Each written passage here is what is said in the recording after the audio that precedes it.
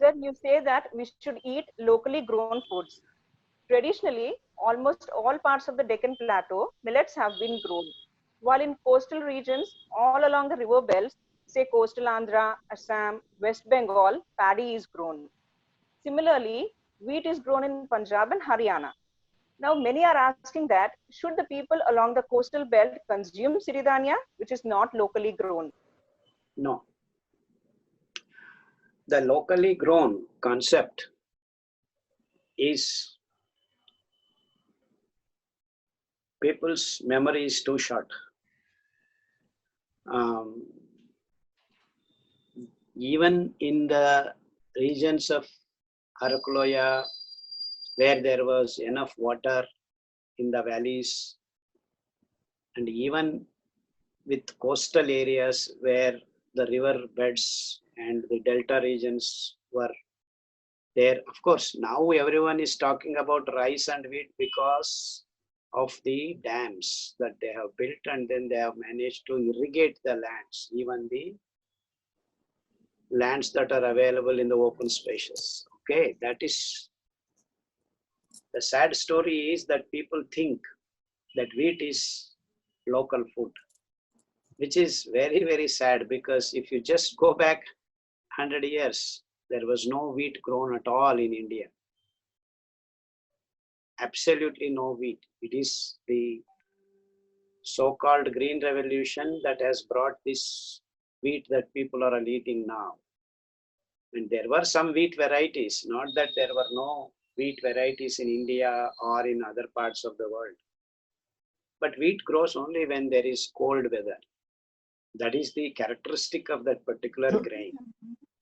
Okay, so Punjab being the place where there is cold weather, it adapted to this grain. And the Green Revolution, they took the so-called lead and then started growing in large quantities. And you all people know now that Punjab grows more than half the wheat requirement for the whole country. And paddy, South India, Andhra and Telangana, when they were together, they started taking up the paddy irrigation, and Andhra became famous for rice. Okay, but this is just the recent history, say 100 years. I won't even call 100 years. In 1920, to be exact, there was no rice eaten in the fashion that we are eating now. It's only in small places where there was water facility, the jamindars and maybe kings, the olden kings had the might and the wherewithal to get the water into a place and then grow this rice, and it was a rich man's food. 99% of the people all over India, from Himalayas to Kanyakumari, the common man's food was millets.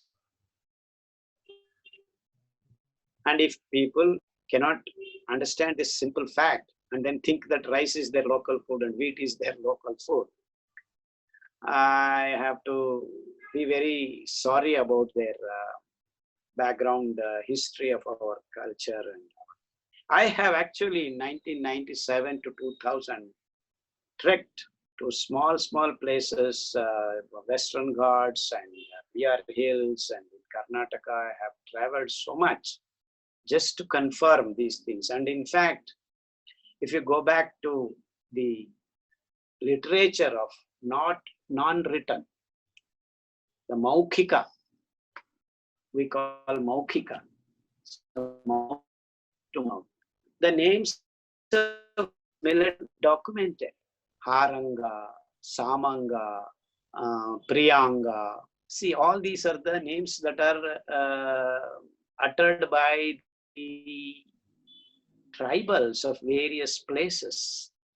Kodro, the North Indian Harka is called Kodro. Facts audible and people do not want to even make some effort to understand these issues. So now, okay, then if they are local, then how is it possible that all over India they are available? And that is the beauty of India, the diversity of Indian soils and Indian culture is that we were growing all these grains. In fact, all these 5 grains that I have called the Siridhanya are positive grains, are not only local. Actually, I want to use the word native, N-A-T-I-V-E, native to different parts of India. They are also native to different parts of the world altogether. And we all already know very clearly that foxtail millet is our korralu. And barnyard millet is our udalu, which is actually Japanese and German millet. It is known as Japanese millet or German millet. Foxtail millet is known as Italian millet. Brown top millet is known as American millet. Even now in Colorado, these guys are growing brown top millet. Of course, they have been misled by the so-called industrial food culture scientists that they say it is only bird feed. So that is a sad story, separate issue. So brown top millet is still there in America. They are still growing it. It grows madly, just grows and grows. In fact, it creates panic. It's a paniculatum. One of the millets is actually called paniculatum. I don't remember which one of the 5. Yeah, so the scientific name itself. So this is the story of our millets, and including the Gulf area where many people, and these things grow in high temperatures, 40, 45 degrees centigrade. So all kinds of terrain, all kinds of temperatures, cold weather also. Kodo grows in Himalayan valleys and terraces. So this is the history and the ruggedness of these wonderful grains. Human race should have actually used their brains and spotted these things long ago. So these are both native as well as universal. See, that is the beauty, and that's what I am trying to communicate to people all around the planet, that these are the wonderful grains which are both local and universal. And that's what is the main reason I keep harping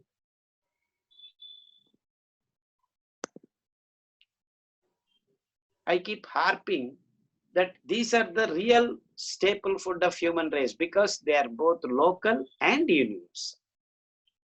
See, this is a very peculiar characteristic. See, you know, in Andhra, korralu.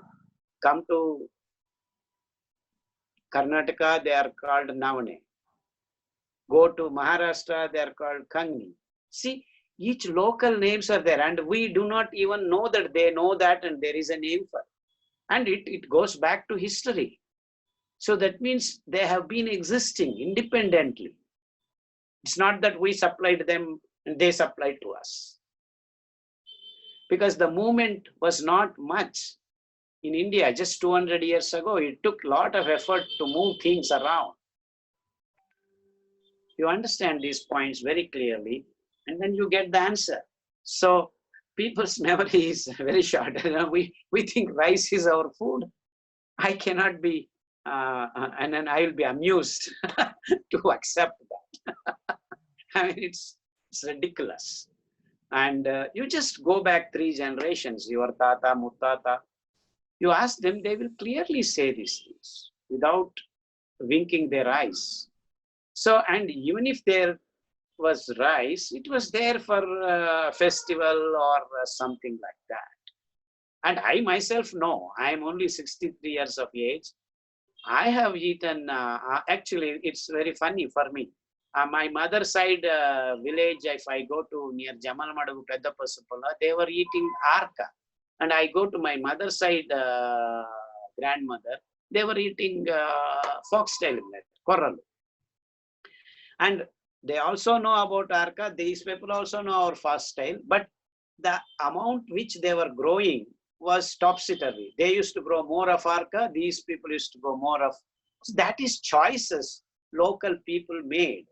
See, now, even now in North Karnataka, Jola is left, Jowar is left, Jonnalu antam. They still make roti of Jowar. And in the South Karnataka, they never bother about Jola. Not that we do not know. We always use finger millet, Ragi. So we make mudde in South Karnataka. So even today, these things exist. And one by one, we have been continuously losing them. And why did Jola and Ragi survive? Because after growing, you don't need to dehusk, you don't need to do much. You just go to a flour mill, get it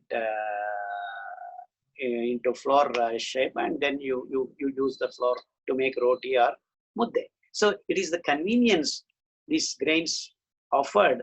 That's why they're still alive, Jola and Ragi. Otherwise, they would have also disappeared.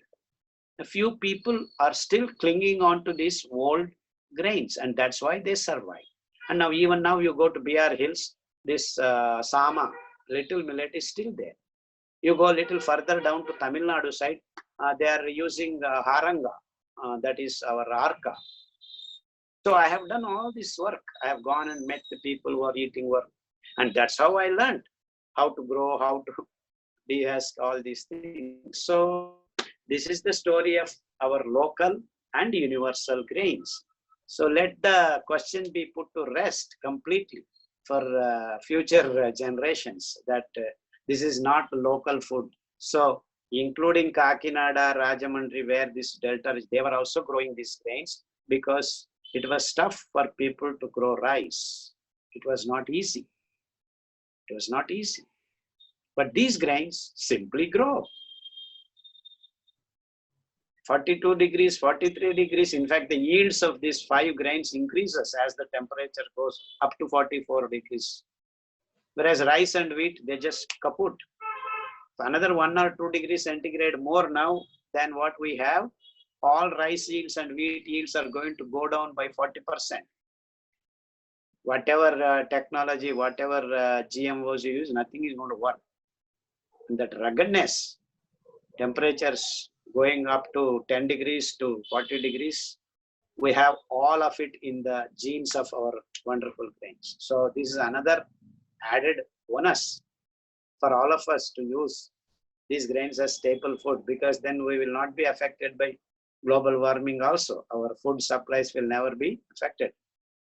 So if human race wisely and intelligently, smartly chooses staple food as the 5 grains, future generations will not face trouble.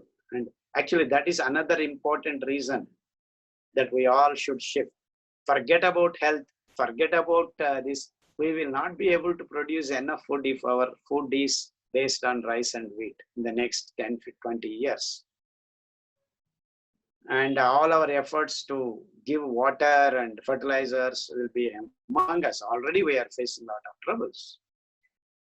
I have discussed about these various dimensions of our present day industrial food culture. So we all have to immediately start thinking, going local, going native. So, and our Prime Minister also recently said, you have to become Atmanirbhar. So independent, and that means we have to shift to our foods, our basic foods. So you cannot be eating rice and wheat and say that we are Atmanirbhar. So native foods are the way to go. I hope I have answered that question. Yes, sir. But here I have a doubt that now how to know what are the native foods or the local foods? Because due to the expansion of transportation, almost every grain is like available throughout the world. Yeah, that's been only for the past 50 to 100 years. So it's simple history. Just go back.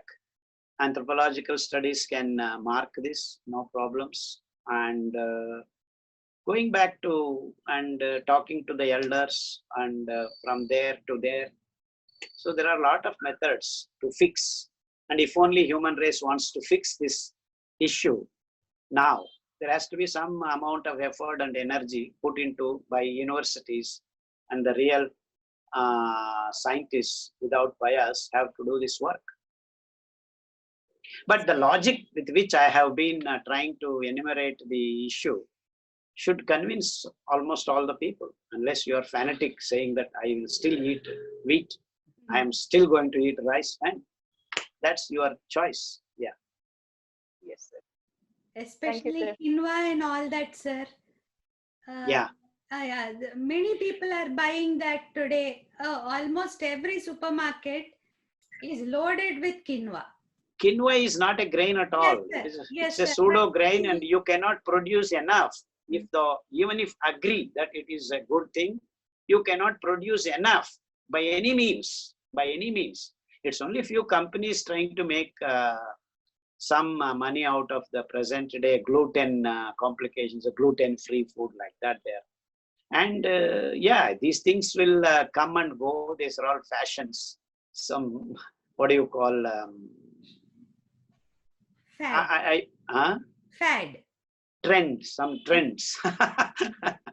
Yeah, but the real thing to stay and to hold stead will be our positive grains. There are no two things about that. Yeah. Quinoa, Quinopodium quinoa. It's a green leafy stuff that gives, just like our Totakura. Yeah. Rajgira. Rajgira, correct. Yeah. Thank you for watching.